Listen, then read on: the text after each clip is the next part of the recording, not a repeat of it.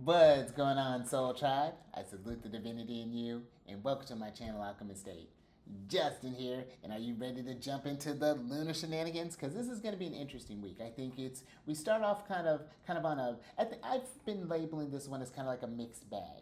Ultimately, I think we're going to have more ups than downs for sure. It's going to be kind of like a woo sort of energy that if you can incorporate that into your world. But I'll help with that. And we'll get into all that here in a moment. But if you're new here, again, my name is Justin. And one of the things that I do in this channel is talk about the lunar shenanigans, which just covers the lunar astrology, what sign it's in, what phase it's in, and when it's going void, of course. And I'm going to be covering the week of June 30th through, and I have on my slide here, it says June, or through July 6th, but I really meant through July 7th, but it's fine. So let's go ahead and get into this thing, because we're actually, our first transit is going to start off on a Mars day, which is going to be the 1st of July. And we're going to have the moon first before it enters into Libra. The moon is going to form a trine with Venus. And that's a really nice aspect that the moon's starting off with. We're starting this week, kind of this day off with. It's the trine is when the planet, or when the celestial bodies are 120 degrees apart from one another, and so they're in these kind of like modalities here. We're talking, in this instance, it would be Taurus and Virgo, and Venus is in its domicile for a little while longer, and so we're thinking about ease and flow and things here. So, for example, this could be where, if we're working with this chart, let's say you have a Libra rising, this could be where maybe you were looking at your finances, maybe looking at any sort of like debts and things like that. We've been taking a little time, maybe been feeling a little, maybe feeling some sorrow, maybe some stress and things with those 12th house things activating around that. And so Venus here is helping to maybe help you get maybe come across working with like a debt relief program, or maybe you're working with like a financial advisor. Maybe you're just like maybe having thinking about having some conversations with how, like, a family budget, possibly. Maybe we're thinking about that. Maybe there's been something that's going on there. So now we're trying to find solutions, solutions to these problems here. But then once the moon enters into Libra, and that's going to happen at about 2:17 p.m., and that's Pacific time, and we're in a waxing crescent phase, by the way. The moon is going to shortly after once it enters into Libra, form in opposition with Saturn. Now that's a tough one to be having with the greater malefic. The oppositions are when, as you see here, the planets are in opposing signs, and this is where it's like the two opposing forces are needed to find to be reconciled in some sort of way. How to bring the best of both worlds into one there, and that doesn't always work. Where in theory it sounds great, but in practice, it can be difficult. It requires a lot of effort, and so this could be, for example, with this happening in the first, with Saturn being in the seventh, maybe there are some new things that you're wanting to do. You wanted to start up with that. With that moon entering in the first house, you have maybe new goals, new ambitions, new dreams, or whatever that's looking like. And you're looking at your relationships and how do they support that? Are there ones that are going to bring that down, that are not supporting that growth? And with Venus being in that eighth house, that could be even too looking at where we've been spending our time. Maybe you've noticed when you hang around a certain person that they tend to put a lot of their maybe 12th house things on you, or maybe if they're going through any sort of like maybe harder transits right now, maybe you're the one who they tend to go to. But now we're wanting to change the dynamic a little bit, maybe make sure that there's a reciprocity that's going down. Or maybe we're looking at things of like codependence. Now we're wanting to get to this place of interdependence. So that may require, with that 12th house, maybe taking some more time alone, thinking about like how that schedule is going to look like. So that would be just like kind of one example. And again, I'm just like I'm looking at working with these charts and just like playing the most like kind of like extreme scenarios here. We're just like kind of just playing around with them. So apply these energies to your chart and pay attention to, with the moon entering into Libra, what is your relationship with Libra? How does that activate in your chart? Do you have a lot of cardinal placements? We're talking Capricorn, Cancer, or Aries, because this is going to be a more active time in your chart. You may notice more, these are going to be where more harder aspects are going to be forming, where you may be feeling some challenges there. So just pay attention to that. It's going to be something really great insights with that. Now, So great that we get into the green here on a Mercury day. That's going to be the 2nd of July. And now we're the moon settled into Libra. And we're getting ready to get into the first quarter phase, which is going to officially happen at 12:29 p.m. And that's where the moon squares the sun. But before that, we got some nice nice conversations going on here. The moon is squaring Jupiter here, and even though it's a square, and the square is a harder aspect, is when the celestial bodies are about 90 degrees apart from one another. There's this tension, there's a challenge or a stagnation that's needed, that actions need to be taken in order to get some things moving, But any when we're talking about the benefics, especially Big Papa, any aspect is better than no aspect. So with Jupiter here, maybe there's some challenges with growth. Let's say, for example, here we're still kicking it in Libra rising. Maybe you're thinking about your accomplishments as 10th house themes, your rank, your ambitions, your what you want to master. And so now it's just like with that getting the Mercury sextile there, you have the idea, you're excited about this thing. But with sextiles, you have to take that initiative. Otherwise those opportunities they're just potential. But when the sun squares the moon, this could be where you get that intuitive nudge, just like, all right, let me just do this thing. Let me take that course. Let me have this conversation. Let me talk to the boss about getting a promotion. Let me start that company. Let me, whatever big move that we're, maybe thinking about making, this would be a great time for that. Because, the first quarter is, we're coming from when they had that new moon in Cancer. So for Libra risings, this would be happening in that sort of house, of what you want to be recognized for, what you're getting, dreams, ranks, things like that. So it could be a very, very great. I like this. I like this day. This is a very, I think, very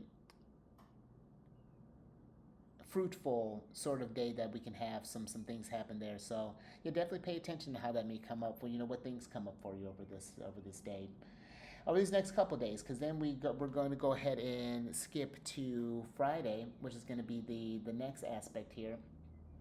Because on a Venus day, the 4th of July, we have first starting off the moon that's going to be moving into Scorpio, and that's going to happen at 2:33 a.m. Pacific time, and we're in that waning gibbous phase. Now, the moon in Scorpio, as you see here, this is where the moon finds itself in its depression. And where it's when the moon's in Taurus, it's exalted, it's raised up, but when it's in Scorpio, it's lowered in a sense. The themes of the moon are harder to express with Scorpio because Scorpio is traditionally ruled by Mars. They're the fixed water sign and they're receptive or yin in nature. And where the moon, is familiar with water energy being at home in Cancer, Scorpio, that is that fixed part. The moon is used to initiating and then we keep it moving. We're just kind of going with the flow, the ebbs and flows of things. But now the energies are kind of more locked in. And that can be a really great gift, when we're channeling into, because Scorpio is not just all negative emotions. When Scorpio's feeling that energy of inspiration, of love, of flow, that can be a really powerful place for the moon to tap into. But they could also, when the moon does fluctuate and move into other emotions, it could hold on to those other emotions just as hard. And so that's something where it's having to learn how to move through those different extremes when we're working with the moon in Scorpio. But I put this as more of a harmonious day, just because the moon, after it enters into Scorpio, is going to start off with a trine with Jupiter, which is great, a trine with the greater benefic, and but I think it'll be, again, it's kind of like a mixed bag here, because it's squaring Mercury, so there may be, let's say for example, with this, so we have a Taurus rising here. Maybe we're looking at some sort of relationships here. This could be a chance to maybe have, maybe we've been feeling maybe feeling some sort of feelings about maybe something with a spouse that you're needing to talk with, or maybe something with a friend, maybe something with the therapist, maybe something that's been getting brought up. Just thinking with whatever 7th house themes get brought up or get talked about, and this could be where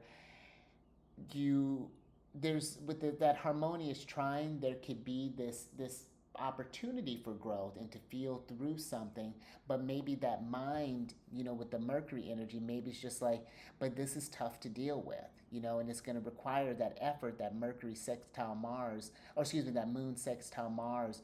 This is going to require some effort in order to make this positive, in order to make this whole thing beneficial here. So that's why I still gave this ultimately a green. It was a tricky kind of call with this one here. So I think this is definitely dependent on how we may deal with any sort of emotions that may come up while the moon is in Scorpio. But even though it's in, again, it's in a harmonious aspect with a malefic, so it's better than a hard one. So where Mars may bring up some frustrations and things, especially considering that Mars is in the kind of superior position here. Mars may bring up, maybe poke some, maybe some, we'll look at some relationships, maybe some family things that may bring up some old emotions there, some tensions around the mind as far as the home space. But you know what? Maybe we can come up with some creative, some new ways, some new more kind of approaches to our responses, and maybe not be so reactive. So that could just be one way that might come up there for you. But then let's get into Saturn Day, which is the 5th of July. Now the moon settled into Scorpio. We're still in that waxing phase, and we've only got one aspect to talk about, which is the moon is going to trine the sun. Now, I put this more as a neutral day just because the moon is in its depression. But overall, this is a harmonious aspect that's happening here between the sun and the moon. And I think that that's a great place, especially in between water signs. This could be where, because the sun in Cancer is they're ruled by the moon. They're the cardinal water sign, receptive or yin in nature. So Cancer is the source of emotions, where emotions are first felt. And now we're talking about the feelings that are coming from that sunlight, the higher light of the mind, the connection to the divine, to those bigger sides of ourselves, that higher light. And so, especially in a water sign, I think that this would be a great little period here, if you can find some time to just be in the flow. Pay attention to any sort of like inspirations that you get, any sort of like nudges, and then hold that energy. Doing some, maybe if you can find some time throughout the day, maybe to do some meditation. Maybe do some sort of like creative craft, just something that just gets you feeling good. Feeling just like in alignment. Set up just like, and just watch how easy that flow happens. Like I think that this could be, for example, with this chart, this would be a great, maybe you want to spend some time with your kids. This could be a great time for that with this placement. Or this could be where maybe you want to tap into that kind of creative side of yourself. That might be something to do. It's the house of sex. Maybe we're looking at something in the areas of those things. But however this may come up for you, I think that this could be a great one where just some nice flowing energy could really kind of come through this. So yeah, definitely pay attention to that on this day. I think that this day could be a really nice one, especially for some deep introspective sort of activities. Now we look at that. We've meditated, and then everything's green. We get into Sunday, which is the 6th of July, and we're getting ready to have another transition. And again, pay attention to what your relationship with. Let me go back a little bit. So with the Scorpio, pay attention to, as far as like fixed placements, what's your relationship with Scorpio. Scorpio time for me personally is a pretty active time in my chart. It trines. I have the sun in Cancer, so it trines my sun. It squares every my Leo, all my Leo placements. It squares my Saturn placement. It opposes my midheaven. So there's a lot that's going on when I'm in Scorpio time. So, and it's good to have those relationships, because it's not always bad stuff. There have been times when it's been a little tricky, but then there have been other times it's been like actually quite pleasant. So tune into that, especially if you have any things around like I said, Leo, Taurus, or Aquarius. Those are going to be more of the kind of harder aspects that are going to be kind of coming up there. More activity that might be kind of coming up. Now, when we get into that Sunday, like I was saying, the moon is going to move from Scorpio into Sagittarius at about 3:06 p.m. Pacific time. We're still gibbosing, and when we're in the moon in Scorpio now, one thing, or excuse me, in Sagittarius now, one thing right off the bat that I wanted to talk about is that this is, the moon and Big Papa now are in mutual reception. And that just means that they're in each other's domicile, Jupiter being exalted in Cancer and the moon being here in Jupiter's house of Sagittarius. So there's already this support that the moon is receiving from Big Papa, which is really nice there, which is partly why I kind of gave this a lot of green. But we also have, too, here, a couple aspects shortly after the moon will enter into Sag, the moon's going to form a trine with Saturn. And so this could be, for example, if we're looking at this chart, maybe you're looking at with Saturn going through your sixth house. Now we're working with the Scorpio rising. Maybe you've been looking at where maybe work has been maybe you've been wanting to change something with your jobs. Maybe things have been kind of grueling, kind of tough here. Now the moon is thinking about how you can maybe make more money, improve your livelihood. Maybe you want to put your application out there. Maybe you want to whatever that might look like. Maybe you want to entertain going back to doing some sort of like learning or things like that. Maybe invest in some sort of find some sort of course or maybe like mentor to kind of invest in or something along those lines. But this moon trine Saturn, where it's always work with Saturn, there's going to be that pressure, but this could be work that's easy. Like it could be where, yeah, you do this thing, but it can go a lot smoother than you expect it to. This could be where maybe you ask for that, maybe time where you ask for that promotion and it goes a lot easier. You like go to present your case. It's like, hey, I've been doing this for this long. I got this amount of seniority. I've been doing blah, blah, blah. And then such and such is like, oh, I didn't realize you were passionate about that. Let's talk more about that. And then look at that. Now you're making more money. You're investing more into your company. Because then that moon opposing Venus, that'll be nice because now Venus is just entered into Gemini not too long ago. So now there could be this sort of new kind of light, fresh. Venus is feeling social, feeling feeling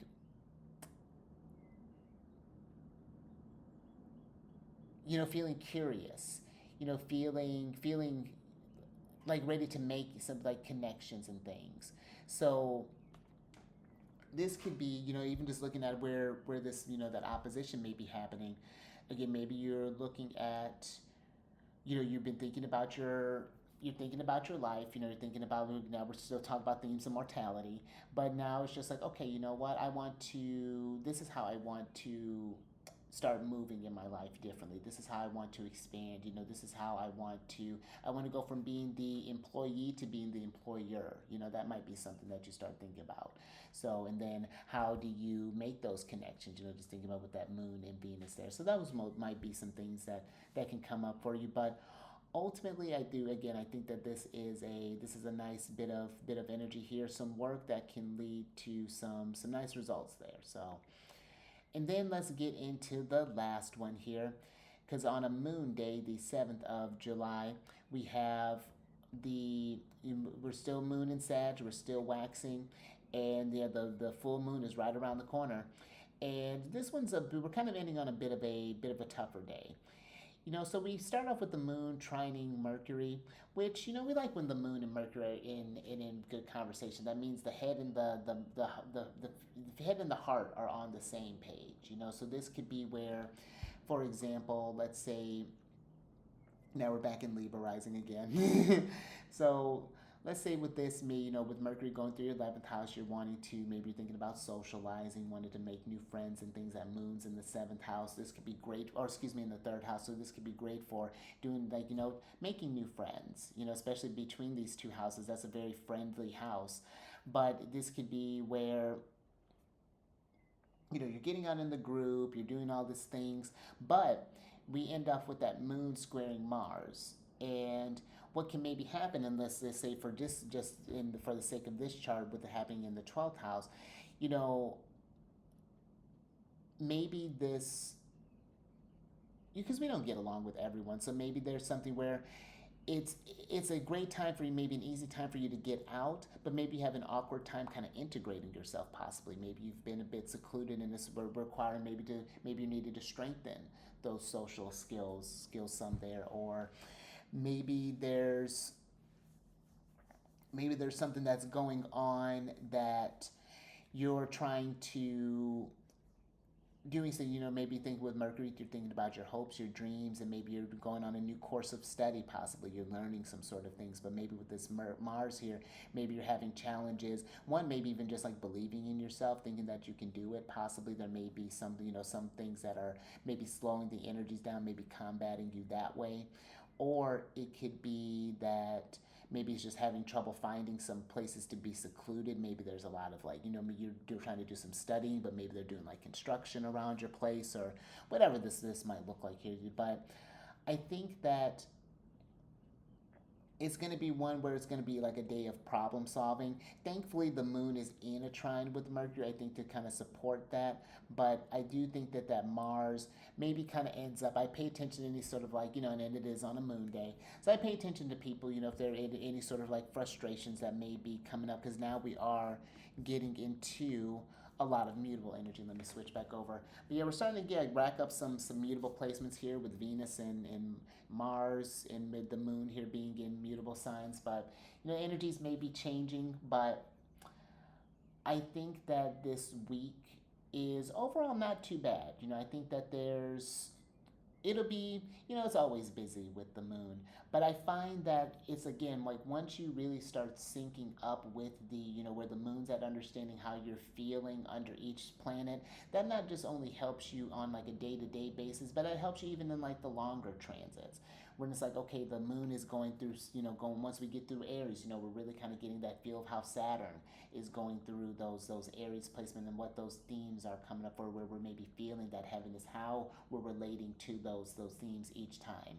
And the moon helps us give us like a kind of like a month by month tracker to see how we're doing with the shifts in time. So it can be, the moon's a very powerful tool to work with. So hopefully that this is something that has been, very beneficial. At least helps you kind of conceptualize like, okay, this is how I'll generally be feeling over these next couple days while the moon is in here, and considering like, okay, but normally I feel this way. What's changed? Oh, because now a certain planet has moved into this sign. Now it's relating to different energies differently. It really does get you, someone with a Cancer sign. This is what what I'm feeling all the time.